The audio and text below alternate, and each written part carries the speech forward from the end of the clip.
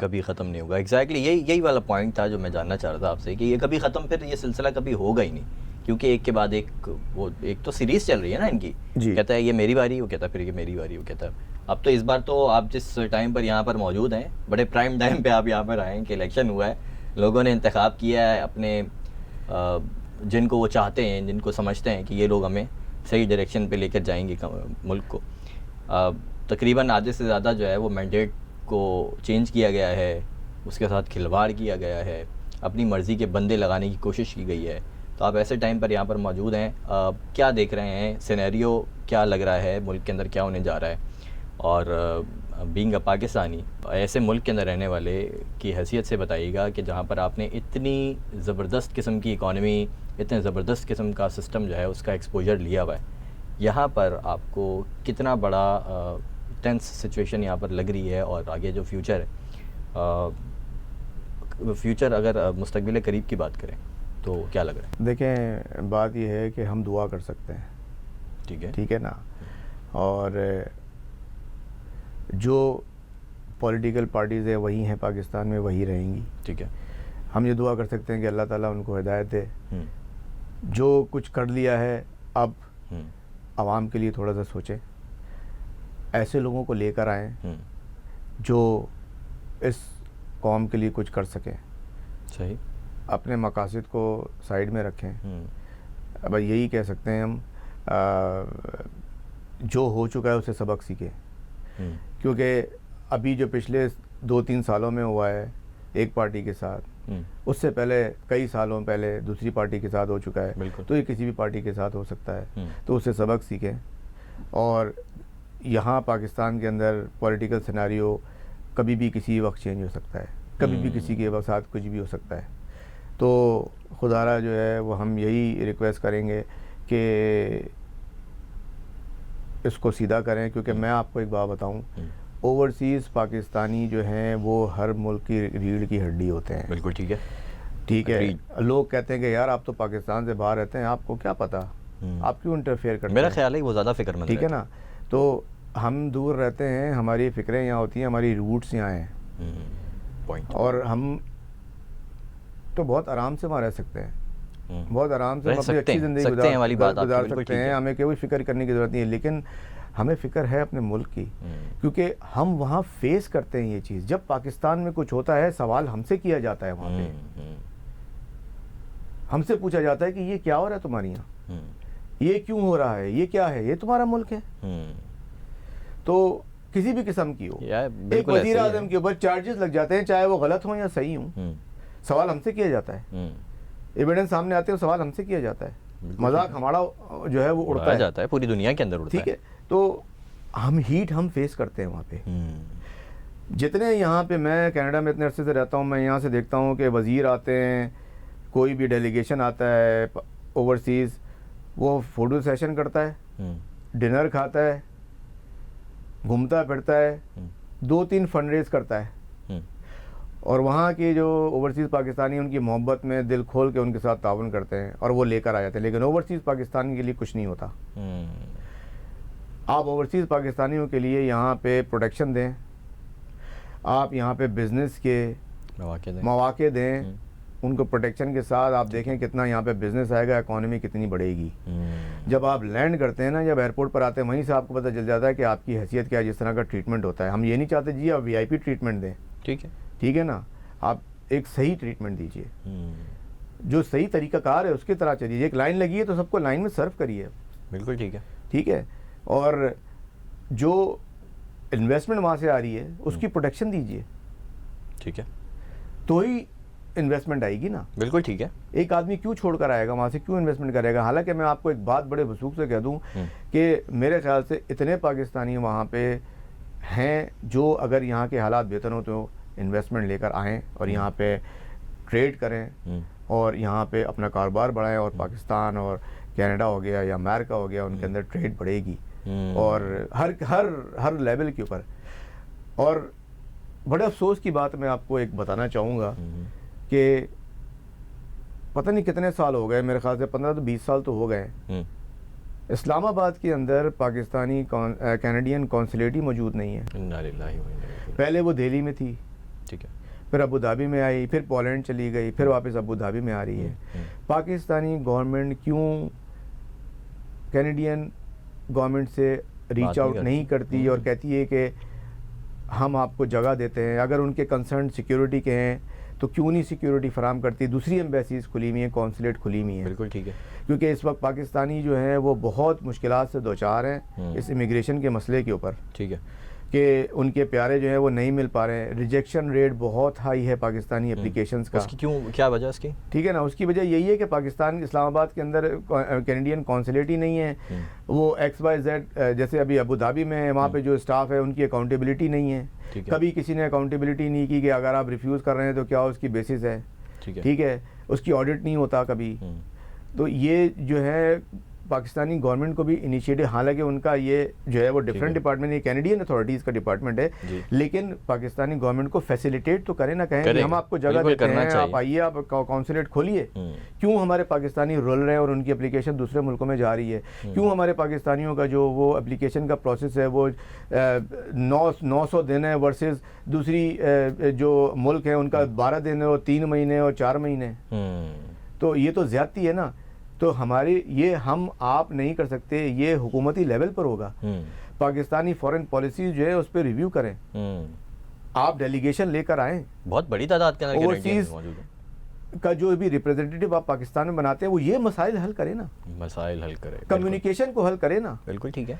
हमारे यहाँ वहाँ से टेलीफोन कॉल जो है वो चार्ज होता है, जबकि इंडिया में यू नेम इट बहुत सारे मुल्क हैं फ्री ऑफ कॉस्ट वहाँ से जो है वो कॉल होती है।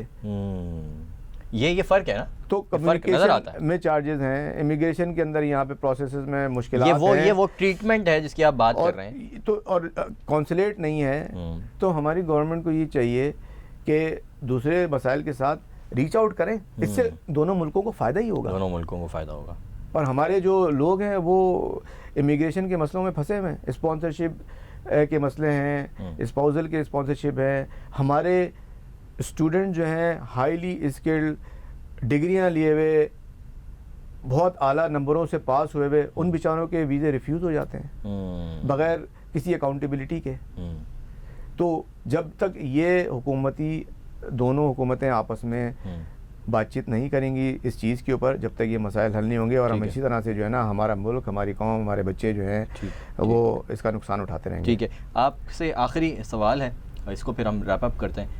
सवाल ये है बेसिकली कि आपने जो पहली अपनी वहाँ पर जो सर्विस फराहम की थी लोगों को, वो अपने काम के बाद जो आपने अपना जो वक्त सेक्रीफाइस करके जो आपने सर्विस पहली शुरू की थी, वो ये थी कि जो अपने पाकिस्तानी जो भाई आते हैं वहाँ पर, आप उनको हेल्प आउट करते थे। तो आपका एक बहुत बड़ा एक्सपीरियंस है, 23 साल बहुत बड़ा अरसा होता है। तो इमिग्रेशन के जो मसाइल हैं, थोड़ा सा उनके ऊपर रोशनी डालिएगा कि हमारे जो यंग हैं, यूथ जो हमारी है, या न्यू कमर्स हैं जो पहली बार मुल्क से बाहर जा रहे हैं, तो अगर वो कनाडा में, वैसे तो हम इस सोच को हम बहुत ज़्यादा इनकरेज नहीं करते कि मुल्क छोड़कर बाहर जाया जाए, ठीक है, लेकिन ज़ाहिर है पढ़ने के लिए भी जा सकते हैं और सारी चीज़ें हैं, दुनिया का एक्सपोजर है, बहुत सारी चीज़ें हैं। तो उनको क्या मशवरा देंगे न्यू कमर्स को, या पहली बार जो मुल्क से बाहर जा रहे हैं उनको? इमिग्रेशन के हमारे यहाँ ये जो मसाइल हैं, एक तो आपने एक दो किए भी, उसके अलावा वो जो कंसल्टेंसी वाले इश्यूज़ हैं जो हर किसी ने दुकानें खोली हुई है ना आजकल, तो जी उसको किस तरह से देखते हैं? उनमें क्या मसाइल जो आपने नोट किया है कि यार ये मसले हैं, ये लोग जो है ना ये पाकिस्तानियों को चूना लगा रहे हैं? देखें, मैं जो भी आपके प्रोग्राम के तवज्जुह से ये मेरा मैसेज सुन रहा है, चाहे वो स्टूडेंट हो, चाहे वर्क परमिट हो, चाहे इमिग्रेशन हो, चाहे फैमिली स्पॉन्सर हो, आप कैनेडियन इमिग्रेशन की वेबसाइट पे जाइए cic.gc.ca,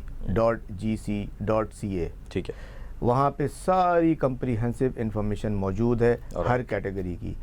आपको टाइम चाहिए, उसको स्टडी करिए, उसके अंदर टूल्स भी मौजूद हैं सेल्फ असेसमेंट के, ठीक है, कि आप किस कैटेगरी में अप्लाई करना चाहते हैं, इन्फॉर्मेशन डालिए, वो आपको बता देगा कि आर यू एलिजिबल ईदर और नॉट एलिजिबल। राइट। मैं हमेशा सजेस्ट ये करूँगा कि जो कानूनी तरीके हैं उससे इमिग्रेशन आप अप्लाई करिए। ठीक है। मैं आजकल ये देखता हूँ जी, टिकटॉक हो गया, सोशल मीडिया के दूसरे प्लेटफॉर्म हो गए, मुझे तो समझ में नहीं आता, वो उसके अंदर बोलते हैं जी कि 15 दिन में वीज़ा या 2 महीने में वीज़ा भी मिल जाएगा, जॉब भी मिल जाएगी, रिहाइश भी मिल जाएगी, खाना भी मिल जाएगा। ये तो शायद हम वो दुबई और सऊदी अरब के लिए सुनते थे जो होता था, लेकिन भैया मैंने तो इतने अरसा रहा हूँ, मुझे तो ऐसा कोई मौका नहीं मिला कि मैं ऐसा जो है ना मुझे जॉब भी मिल जाए, ठीक है, और मुझे खाना भी मिल जाए और रिहाइश भी मिल जाए। ऐसा कोई सीन नहीं है, इट्स अ जोक, कोई सीन नहीं है। ये मैं आपको बहुत ही वसूख बता रहा हूँ, ठीक है, कोई सीन ऐसा नहीं है। राइट। इमिग्रेशन का एक प्रोसेस है, everybody has to go through that process. Alright. आवाम को बेवकूफ़ बनाया जाता है। जो ऐसे अनासर हैं उन पे आप बिल्कुल भरोसा नहीं कीजिए, उनकी बातों में नहीं आई हैं, ठीक है। वो आपसे पैसे लेंगे, आपको जाली रसीदें देंगे, ठीक है, इमिग्रेशन में भी आपकी फ़ाइल नहीं जाएगी, ठीक है। आप, मैंने बताया सबसे पहले तो आप खुद अप्लाई करिए। अगर आप समझते हैं कि जी मुझे इसके अंदर दुश्वारी है, तो आप कैनेडियन इमिग्रेशन से जो लाइसेंस्ड कंसल्टेंट हैं जी, उनको आप हायर करिए। ठीक है। जिसके पास आप जाएंगे उससे आप पूछें कि आप कैनेडियन इमिग्रेशन से लाइसेंस हैं, और वो लायबल है अपना लाइसेंस नंबर बताने पर, ठीक है। वो आपको लाइसेंस नंबर भी बताएगा और आपको बताएगा हाँ मैं रजिस्टर्ड कंसल्टेंट हूँ, ठीक है। उससे आप बातचीत करिए, क्योंकि उससे आप जब प्रोसेस कराएंगे तो वो आपसे गलत बयानी नहीं करेगा, क्योंकि अगर उसने आपके साथ गलत बयानी की, और जो भी चीज़ करें आप इन राइटिंग में करें, कॉन्ट्रैक्ट प्रॉपर साइन करिए, कॉन्ट्रैक्ट को देखिए कि क्या लिखा हुआ है, मैं क्या साइन कर रहा हूँ, ठीक है, ठीक है। बहुत बहुत बहुत इंपॉर्टेंट बात है, और क्या उसके अंदर मैं नहीं कमिट कर सकता, उसको एक एक लाइन पढ़े, इनमें you have to read between the line. और उस कॉन्ट्रैक्ट को जब आप साइन करने के बाद आप उसकी कॉपी अपने पास रखें, प्रोसेस को स्टार्ट करिए। अगर उसने आपको धोखा दिया या गलत बयानी दी, आप कैनेडियन इमिग्रेशन में उसके ख़िलाफ़ कंप्लेन कर सकते हैं, और जो कैनेडियन अथॉरिटीज़ हैं वो उससे उसका जवाब मांगेंगी। अगर वो एट फॉल्ट हुआ तो उसकी वो लाइसेंस को सस्पेंड भी कर सकते हैं, ठीक है। तो आप किसी भी नॉन रजिस्टर्ड कैनेडियन कंसल्टेंट को आप कांटेक्ट ना करें, उसकी बातों में नहीं, ऐसा कोई सीन नहीं है, ठीक है, ठीक है। कैनेडियन इमिग्रेशन के मुख्तलिफ लेवल्स हैं, स्टूडेंट वीज़े का है, फेडरल स्किल वर्कर है, प्रोविंशियल नॉमिनीज़ का प्रोग्राम है, ठीक है, रीजनल प्रोविंशियल नॉमिनीज़ हैं, ठीक है, उसको और फर्दर कर दिया गया है प्रोविंशियल नॉमिनीज़ को, ठीक है। उसके बाद रेफ्यूजी स्टेटस भी है, और एक होता है एंटरप्रेन्योर यानी कि बिज़नेस वीज़ा भी है। तो ये सारी कैटेगरीज़ हैं, इसकी सारी डिटेल इन्फॉर्मेशन कैनेडियन इमिग्रेशन की वेबसाइट पे जो मैंने आपको बताई उस पर वो जाएं और उस पर सारी मालूमात लें और ख़ुद स्टडी करें। ये ना समझें कि मैं नहीं कर सकता, कर सकते हैं आप, असेसमेंट करें, नहीं आता तो आप कैनेडियन की। अच्छा, दूसरी चीज़ मैं आपको ये कहूँगा कि आप उस कंसल्टेंट को चूज़ करिए जो अप्रोचेबल है आपसे, ठीक है, जो आपसे कम्युनिकेशन का राब्ता रखे। ऐसा नहीं हुआ कि आपने बात की तो वो फिर आपसे 6-6 महीने रिस्पांस नहीं दे रहा, तो आप जहनी तौर पे परेशान रहेंगे। बिल्कुल सही है। तो कानूनी जो कानूनी जो तरीके हैं उससे आप अप्लाई करिए, आप एलिजिबल होंगे तो आपका हो जाएगा, आप एलिजिबल नहीं होंगे तो नहीं, आपके डॉक्यूमेंट पूरे होने चाहिए। अपने डॉक्यूमेंट जमा कराने से पहले पूरे का डॉक्यूमेंट्स आप उसके अंदर जो भी लिस्ट है उसको बाकायदा देख के जमा कराइए, क्योंकि जब आप एप्लीकेशन जमा करा देते हैं और आपका कंसल्टेंट भी अगर एप्लीकेशन जमा करा देता है तो वहाँ पे ना आप होते हैं ना आपका कंसल्टेंट होता है, वहाँ आपके डॉक्यूमेंट्स होते हैं। बिल्कुल ठीक है। और डॉक्यूमेंट्स ही जो ऑफिसर होता है इमिग्रेशन वो उसको एसेस करके आपका डिसीजन लेता है, ठीक है।